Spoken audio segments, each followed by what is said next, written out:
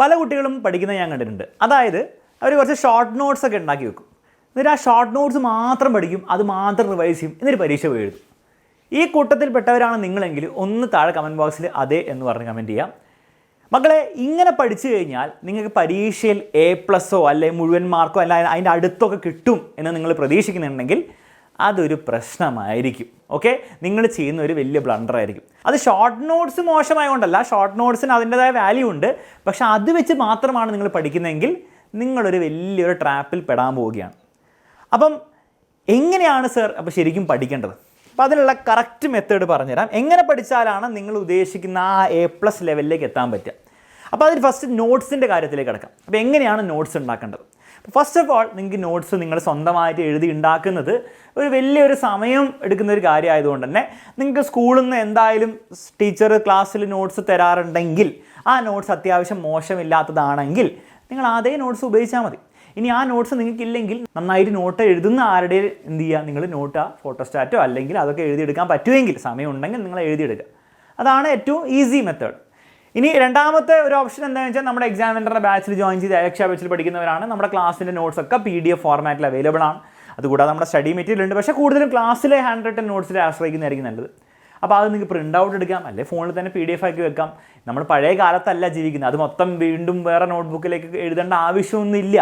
അങ്ങനെയൊന്നും ആരും ചെയ്യാറില്ല. നന്നായിട്ട് പഠിക്കുന്നവർ വരെ ഞാൻ +1 +2 ടോപ്പേഴ്സൊക്കെ, കേരള ടോപ്പേഴ്സിനെ എടുത്ത് അവരൊക്കെ ഇൻ്റർവ്യൂ ചെയ്തപ്പോൾ പോലും അവരൊന്നും എന്താണ് നോട്ട്ബുക്കിൽ വീണ്ടും നോട്ട് എഴുതുന്ന ഒരു പ്രാക്ടീസ് അവരും ഫോളോ ചെയ്യാറില്ല. അപ്പം നിങ്ങൾക്കത് അതില്ലാണ്ട് നോട്ട് സ്വന്തമായിട്ട് എഴുതിയാലേ പഠിക്കാൻ പറ്റുള്ളൂ എന്നുള്ള ഒരു സാഹചര്യമാണ് നിങ്ങളത് ചെയ്യുക. അതല്ലെങ്കിൽ നിങ്ങൾ എന്ത് ചെയ്യുക, PDF ഫോളോ ചെയ്താലും മതി. അല്ലെങ്കിൽ നിങ്ങൾ ബാച്ചിലില്ലെങ്കിൽ നിങ്ങൾ ട്യൂഷൻ ക്ലാസ്സിൽ പോകുന്നുണ്ട്, അവിടുന്ന് നോട്ട്സ്.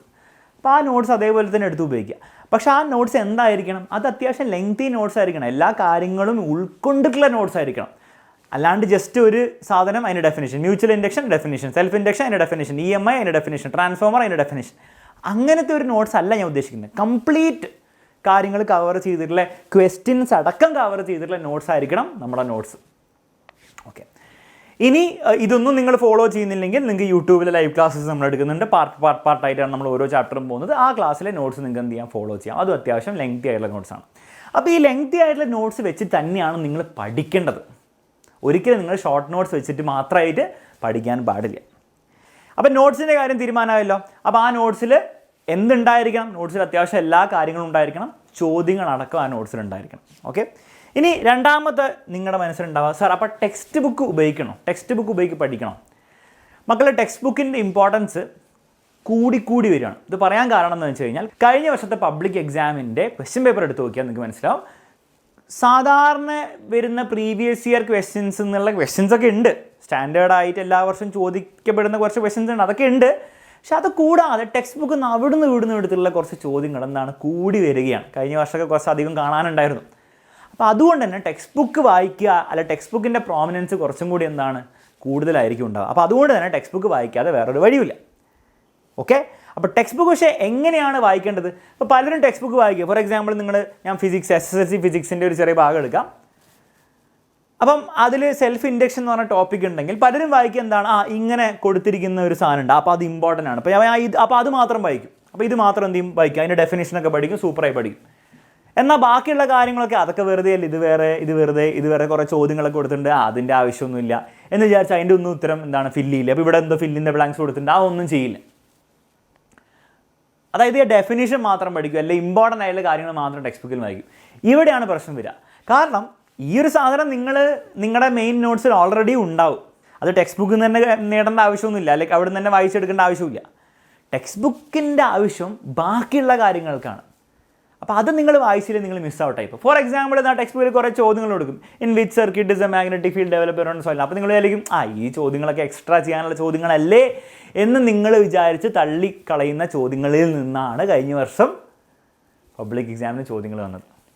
അതുപോലെ ഇങ്ങനത്തെ പെട്ടികളൊക്കെ ഉണ്ടാവും. അപ്പോൾ നമ്മൾ വിചാരിക്കുക അതിൻ്റെ ആവശ്യമൊന്നുമില്ല. പക്ഷെ അവിടുന്ന് വരെ ഇപ്പോൾ ചോദ്യങ്ങൾ വന്നു തുടങ്ങിയിട്ടുണ്ട്.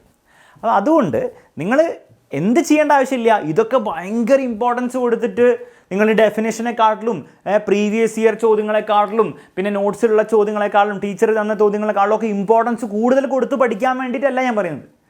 പക്ഷേ ഒരു തവണയെങ്കിലും you should go through the text book you should go through all ചോദ്യങ്ങൾ ആൻഡ് ആൻസേഴ്സ്. അതിൻ്റെ ആൻസേഴ്സ് കണ്ടുപിടിക്കണം. അറിയില്ലെങ്കിൽ ആരോട് ചോദിക്കാം. എക്സാമിനറിൻ്റെ ബാച്ചിലുള്ളവരാണ് ഡൗട്ട് ക്ലിയറൻസ് ലൈവിൽ വന്നിട്ട് ചോദിക്കാം.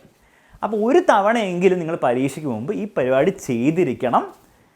ഓക്കെ, ആ ഒരു കാര്യം ഉറപ്പുവരുത്തും. അപ്പം ടെക്സ്റ്റ് ബുക്കിലെ ചോദ്യങ്ങൾ നിങ്ങൾ ചെയ്തിരിക്കണം. അതുകൂടാതെ ടെക്സ്റ്റ് ബുക്കിൻ്റെ അവസാനം ലെറ്റസ് അസസ് എന്ന് പറഞ്ഞ സെക്ഷൻ ഉണ്ട്, അതിലെ ചോദ്യങ്ങളെല്ലാം ചെയ്തിരിക്കണം. ഓക്കെ, വീണ്ടും നമ്മുടെ ബാച്ചിൽ ജോയിൻ ചെയ്തവരാണെങ്കിൽ നമ്മുടെ ക്ലാസ്സിൽ ഓരോ ക്ലാസ്സിലും എന്താണ് ലെറ്റസ് അസസ് ഒക്കെ സെപ്പറേറ്റ് ആയിട്ട് ചെയ്യുന്നുണ്ടാവും. അല്ലെങ്കിൽ നിങ്ങളുടെ ക്ലാസ്സിൻ്റെ ഉള്ളിൽ തന്നെ അതിലെ ചോദ്യങ്ങൾ ചെയ്തിട്ടുണ്ടാവും. ഏതെങ്കിലും ഒന്ന് എന്തായാലും ചെയ്തിട്ടുണ്ടാവും. ഓക്കെ, മൂന്നാമത് ഡൗട്ടുകൾ ക്ലിയർ ചെയ്യാം. കാരണം നിങ്ങളുടെ മൈൻഡ് സെറ്റ് എന്തായിരിക്കണം എന്ന് വെച്ച് കഴിഞ്ഞാൽ, പലരുടെ മൈൻഡ് സെറ്റ് ഈ ഷോർട്ട് നോട്ട്സ് കിട്ടുമ്പോഴത്തേക്കും ഇത് പഠിച്ചാൽ പരീക്ഷയിൽ മാർക്ക് കിട്ടും, ഇത് പഠിച്ചാൽ മതി അപ്പോൾ പരീക്ഷ മാർക്ക് കിട്ടും എന്നുള്ള മൈൻഡ് സെറ്റ് വെച്ചിട്ട് നിങ്ങൾക്ക് മാർക്കൊക്കെ കിട്ടും, പക്ഷേ നിങ്ങൾക്ക് A+ കിട്ടില്ല, അത് ഉറപ്പാണ്.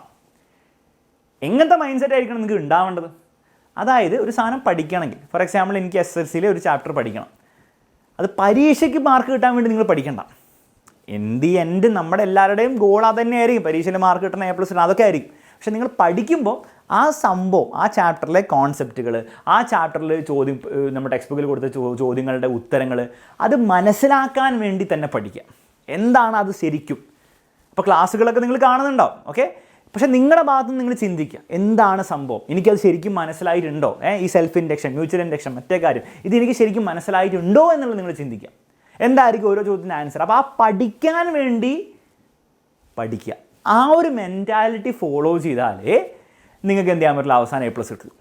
ഒബ്വിയസ്ലി അവസാന ഘട്ടത്തിൽ നിങ്ങൾക്ക് എന്ത് ചെയ്യാം, ഈ ഷോർട്ട് നോട്ട്സ് ഒക്കെ ഉപയോഗിക്കാം. നമ്മൾ പരീക്ഷയോട് അടുക്കുമ്പോൾ നിങ്ങൾ ഈ ടെക്സ്റ്റ് ബുക്കിലെ ചോദ്യങ്ങളൊക്കെ കുറച്ച് മെല്ലെ നിർത്തി, കാരണം അതൊക്കെ നിങ്ങൾ ഓൾറെഡി ചെയ്തിട്ടുണ്ടാവും, നിങ്ങൾക്ക് സംഭവം കോൺസെപ്റ്റ് മനസ്സിലായിട്ടുണ്ടാവും, അതൊക്കെ മെല്ലെ നിർത്തി, വലിയ നോട്ട്സൊക്കെ മെല്ലെ നിർത്തി നിങ്ങൾ എന്ത് ചെയ്യാം, സ്വന്തമായിട്ട് ഷോർട്ട് നോട്ട്സ് ഉണ്ടാക്കുക, അല്ല ആരെങ്കിലും ഉണ്ടാക്കിയ ഷോർട്ട് നോട്ട്സ് റിവിഷന് വേണ്ടി ഉപയോഗിക്കാം.